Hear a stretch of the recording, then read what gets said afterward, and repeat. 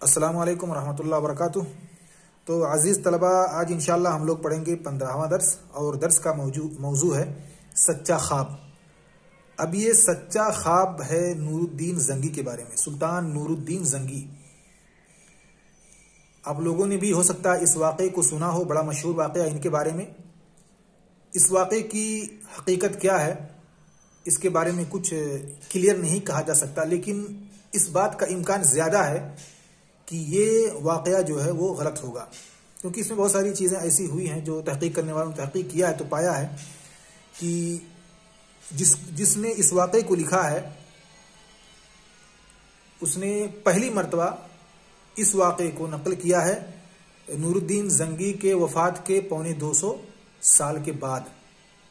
250 سال کے بعد اس واقعے کا کتابوں میں نقل ہونا، اور نور الدین زنگی چونکہ ایک حاکم تھا، اور اس کے زمانے کے جو لوگ اس کے جو مداح تھے یا جو اس کے زمانے میں کام کرنے والے لوگ تھے، مورخین تھے، انہوں نے اس واقعے کو ذکر نہیں کیا ہے۔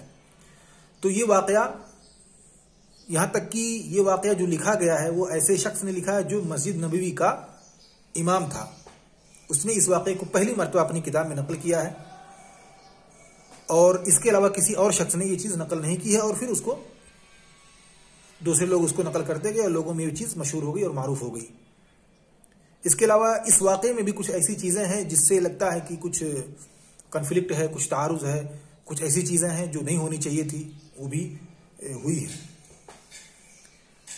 اور اس کے علاوہ چونکہ نور الدین زنگی یہ شام کے بادشاہ تھے، شام کے مورخین میں سے کسی نے بھی اس واقعے کا ذکر نہیں کیا ہے، تو اسے لگتا ہے کہ یہ واقعہ اس بات کے زیادہ قریب ہے کہ یہ واقعہ سچا نہ ہو بلکہ جھوٹا ہو۔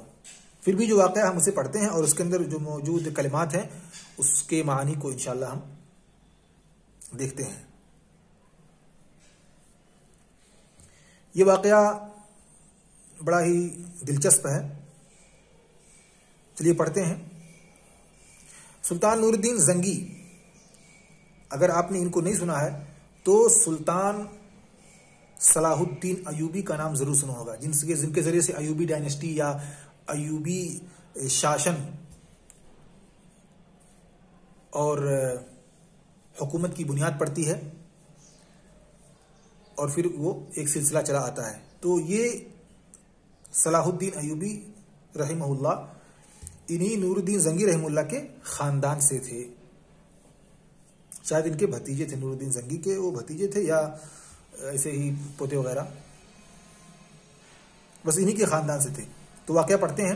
ایک رات سلطان نور الدین زنگی کو خواب میں نبی اکرم صلی اللہ علیہ وسلم کی زیارت کی سعادت حاصل ہوئی۔ سلطان نور الدین زنگی نے دیکھا کہ سرور عالم صلی اللہ علیہ وسلم نہایت فکر مند ہیں۔ سلطان یہ خواب دیکھ کر دن بھر پریشان رہے، لیکن ان کی سمجھ میں وجہ نہ آئی کہ انہوں نے آخر یہ خواب کیوں دیکھا۔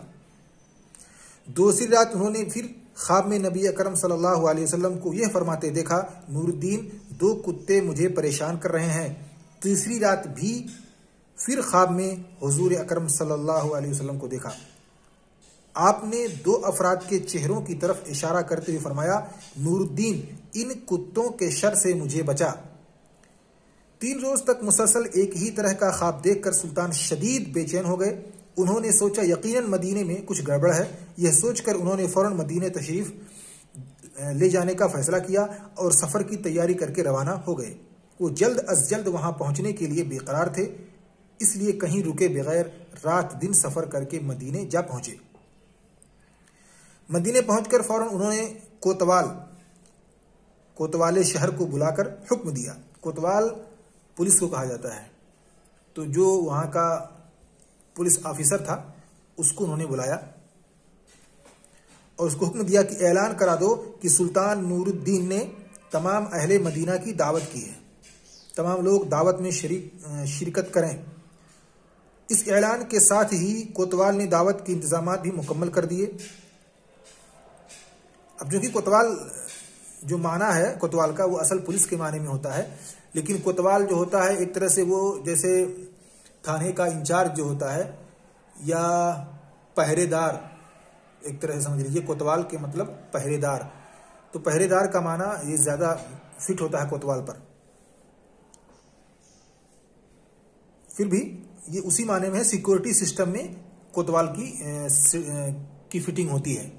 جو کوتوال ہوتا ہے وہ گویا کہ سیکورٹی سسٹم میں آتا ہے.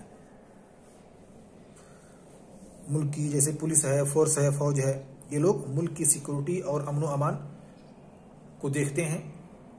انہی میں سے کوتوال بھی ہوتا ہے. مقررہ وقت پر تمام لوگ دعوت پر آئے. سلطان ہر شخص کے چہرے کو غور سے دیکھتے جاتے تھے، لیکن انہیں وہ چہرہ نظر نہ آئے جو انہیں خواب میں دکھائے گئے تھے.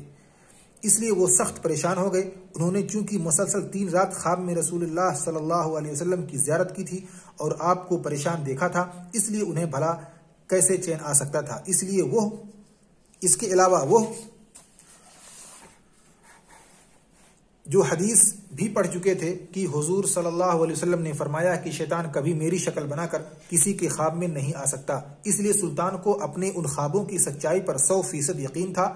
دعوت کے بعد جب سب لوگ واپس چلے گئے تو سلطان نے کوتوال سے پوچھا کہ کیا سب لوگ دعوت میں آئے تھے یا کچھ لوگ ایسے بھی ہیں جو دعوت میں نہیں آئے. کوتوال نے سلطان کو بتایا کہ مدینے شہر کے سب لوگوں نے دعوت میں شرکت کی ہے، البتہ 2 عمر رسیدہ بزرگ دعوت میں نہیں آئے. عمر رسیدہ یعنی جن کی عمر زیادہ ہو جاتی ہے، ان کو کہتے ہیں عمر رسیدہ ہو جانا یا عمر رسیدہ ہونا. جیسے فلاں کے ابو عمر رسیدہ ہو گئے، یعنی ان کی عمر 50 60 70 کے آس پاس ہو گئی ہے. تو وہی انہوں نے کہا کہ عمر رسیدہ بزرگ دعوت میں نہیں آئے ہیں، یعنی 2 بزرگ ہیں، 2 نیک لوگ ہیں جو دعوت میں نہیں آئے ہیں، باقی سب لوگ آ گئے ہیں. سلطان نے پوچھا وہ کہاں رہتے ہیں؟ کوتوال نے بتایا کہ وہ یہاں قبرستان میں ایک جھوپڑی میں رہتے ہیں، نہ کسی سے کچھ مانگتے ہیں، نہ کسی دعوت میں جاتے ہیں، بس سارا دن عبادت میں مشغول رہتے ہیں، اور اس کے علاوہ وہ حضور پاک صلی اللہ علیہ وسلم کے روضے کی زیارت پر آنے والوں کو پانی پلاتے رہتے ہیں. یہ سن کر سلطان فوراً ان کی جھوپڑی کی طرف گئے. وہ دونوں اس وقت جھوپڑی میں موجود نہیں تھے. جھوپڑی میں داخل ہو کر سلطان نے خوب ادھر ادھر دیکھا، لیکن انہیں کوئی اعتراض کے قابل چیز نہ ملی. سلطان فکر مند تو تھے ہی. انہوں نے اسی پریشانی میں زمین پر پڑی ہوئی ایک چٹائی کو جیسے ہی اٹھایا تو سارا ماجرا ان کی سمجھ میں آ گیا. کیا دیکھتے ہیں کہ ان دونوں نے اس جھوپڑی کے اندر سے حضور صلی اللہ علیہ وسلم کے روضے مبارک تک پہنچنے کے لیے ایک سرنگ کھودنی شروع کر دی تھی.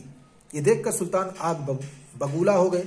آگ بگولا یعنی بہت زیادہ ناراض ہوئے، اور یعنی حد سے زیادہ ناراض ہوئے، اور ایسی ناراضگی جو کوئی نہ کوئی سخت نتیجے تک ناراض ہونے والے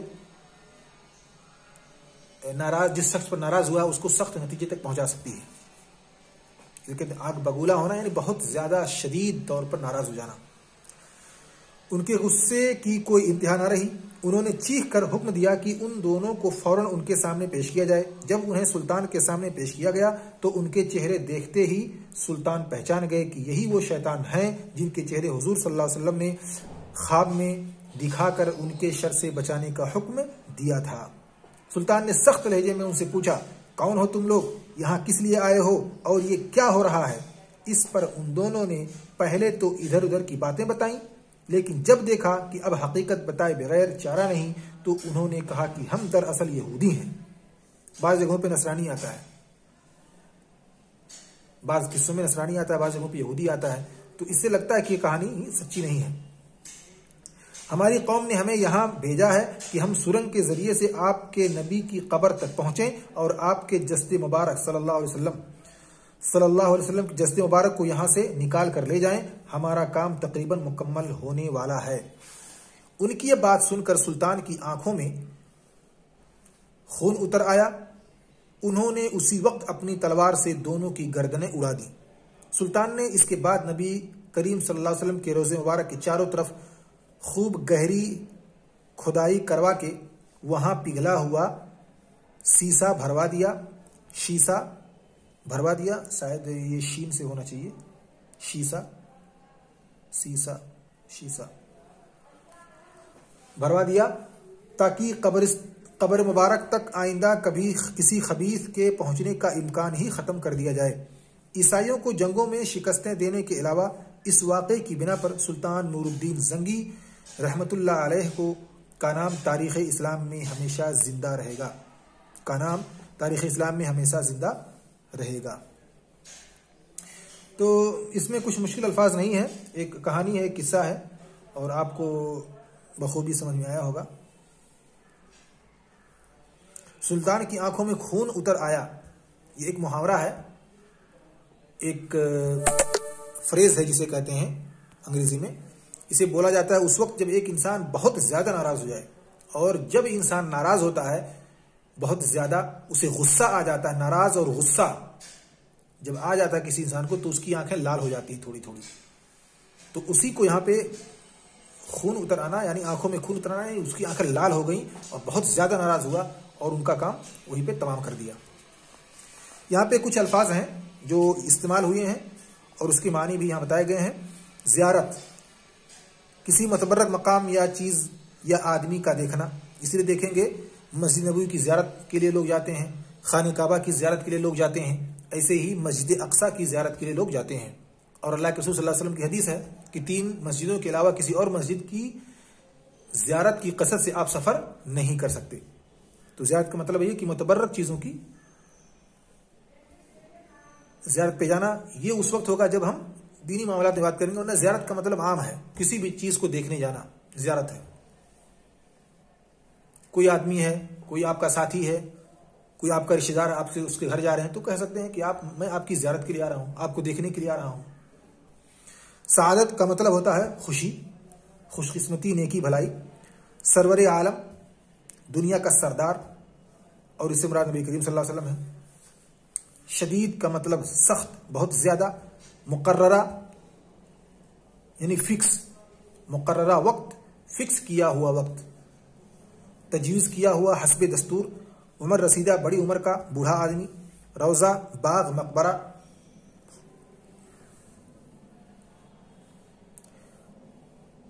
ماجرا، واقعہ، حالت، کیفیت۔ آگ بگولا، غصے میں بھرا ہوا، گرم مزاج۔ سرنگ، سوراخ، زمین، زمیندوز، راستہ۔ سرنگ جانتے ہی ہیں، ہر کوئی جانتا ہے سرنگ، جو زمین میں راستہ بنایا جاتا ہے اسے سرنگ کہتے ہیں۔ کبھی پہاڑ پڑ جاتا ہے، بیچ میں ایک روڈ جا رہا ہے، اس کے بیچ میں پہاڑ ہے، تو پھر پہاڑ کے بیچ سے سرنگ بنائی جاتی ہے اور پہاڑ کے اس پار تک راستہ کو نکالا جاتا ہے، راستوں کو۔ یہ خاص طور سے پہاڑی علاقوں میں ہوتا ہے۔ جسد، جسد کا مطلب ہوتا ہے تن، بدن، جسم۔ جسد مبارک کا ذکر اس چیپٹر میں آیا ہے۔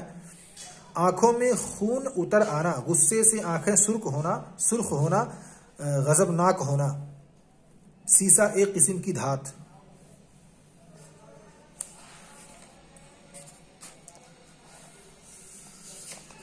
تو بس اتنا ہی کافی ہے، آپ لوگ اس کو پڑھیں، مزے لیں۔ کہانی ہے، قصہ ہے، بس اس کہانی پر یقین نہ کریں، اس کو ایک کہانی کی طرح سے سمجھیں، کیونکہ اس قصے میں بہت ساری چیزیں ہیں جو قابل غور ہیں۔ بس ایک قصہ ہے، جیسے بہت سارے قصے کہانیاں ہوتی ہیں، ایسے یہ بھی ایک قصہ مشہور ہو گیا لوگوں کے ذہنوں میں۔ باقی کے چیزوں کو انشاءاللہ یہاں پہ کچھ ایکسرسائز ہے، صحیح غلط اور ایسے ہی جملوں میں استعمال وغیرہ، اسے ہم اگلے درس میں کریں گے انشاءاللہ۔